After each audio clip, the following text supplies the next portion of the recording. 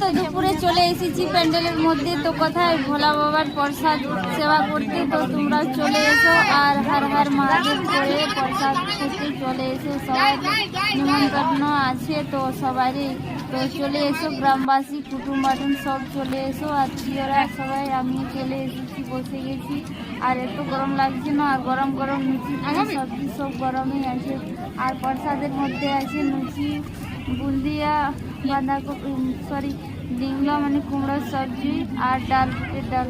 আর প্রসাদ তো সেই স্বাদ, এত টেস্ট, কিন্তু মুখে আছে বলতে পারছি না যে এত টেস্ট আছে। প্রসাদ তো প্রসাদের মতনই। তো তোমরা চলে এসো। আর লাল লাল লুচি পুরি কত সুন্দর দেখতেই দেখাচ্ছে, আমি আর কি বলবো, তোমরা দেখেই তো বুঝতে পারছো। আর সবাই একদম স্পিড স্পিড দিচ্ছে, সবাই একদম ক্যাটারিং আছে ভালো করে, সবাই সাপ্লাই করছে।